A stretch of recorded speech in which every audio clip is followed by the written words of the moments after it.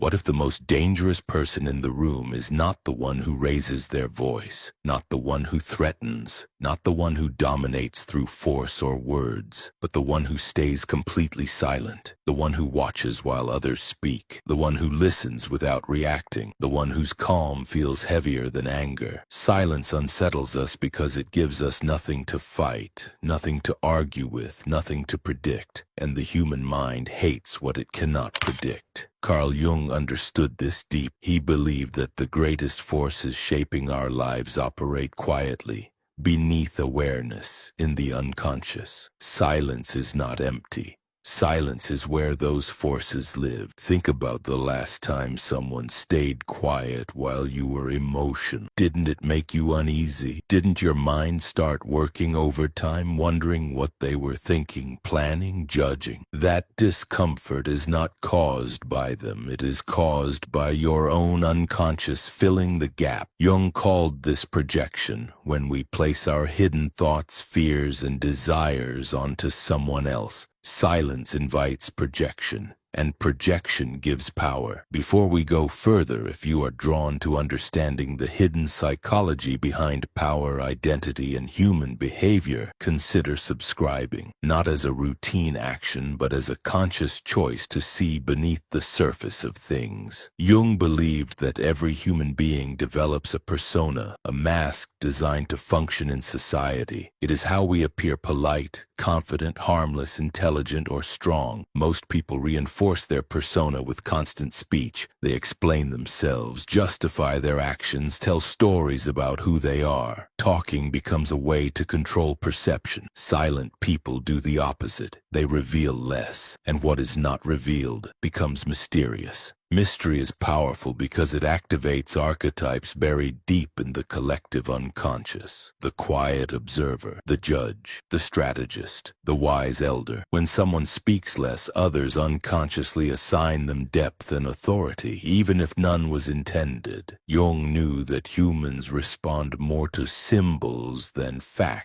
And silence is one of the oldest symbols of power. But silence alone is not what makes someone dangerous. What matters is what lives behind that silence. This is where Jung's concept of the shadow becomes essential. The shadow is everything we deny in ourselves. Our anger, jealousy, selfishness, ambition, cruelty, hunger for control. Most people try to appear good, moral, and harmless, but the shadow does not disappear. It waits. Many people leak their shadow unconsciously. They snap, they gossip, they seek validation, they overreact. Their darkness spills out in small, obvious ways. But some people contain it. They don't deny their shadow, they study it. They understand it. They learn how it moves. These people often become quiet.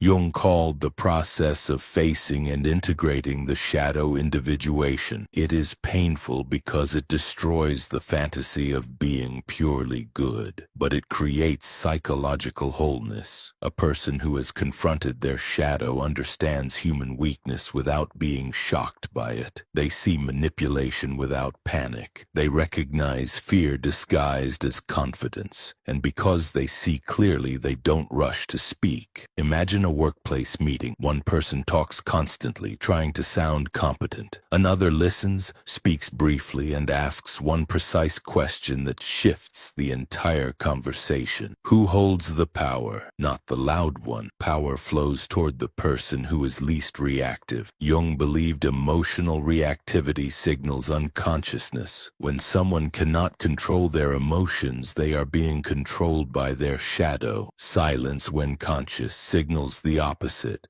Self-regulation, and self-regulation has always commanded respect, even fear. This is why silence is often mistaken for superiority, and why it can become dangerous when misunderstood. In relationships, silence plays an even deeper psychological role. During conflict, the person who stays quiet often appears stronger. The other person talks more, explains more, apologizes more. Their anxiety increases. The silent one gains leverage without ever demanding it. Jung would say the unconscious power dynamic has shifted, but here lies the danger Jung warned about. Silence can either be wisdom or repression. When silence is used to avoid self-examination, it becomes shadow possession. The person feels calm, but unresolved emotions build pressure underneath. Resentment hides behind politeness. Control hides behind patience.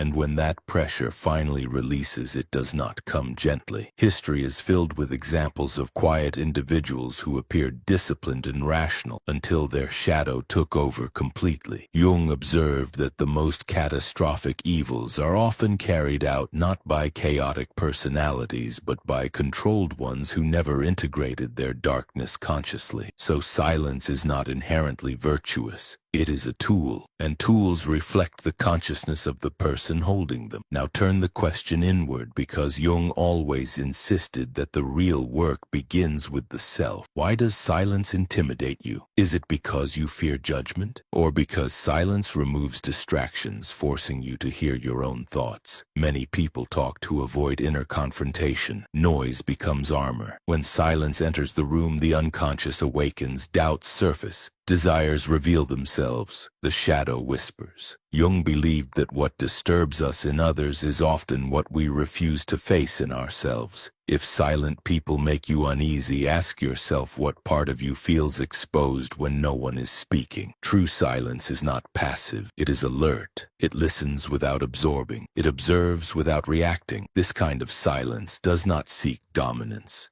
It dissolves illusions, and illusions are what most people protect at all costs. The illusion of control, morality, certainty, and identity. Jung once wrote that people will do anything, no matter how absurd, to avoid facing their own soul. Silence removes the escape routes. There is no distraction, no validation, no performance. Only awareness. That is why silence feels dangerous, not because of what it does to others, but because of what it reveals within you. So the real question is not whether silent people are dangerous. The real question is whether you are ready to face what emerges when the noise stops. Because when you sit in silence long enough, the persona weakens, the shadow stirs, and the unconscious begins to speak. And once you hear it, you cannot unhear it.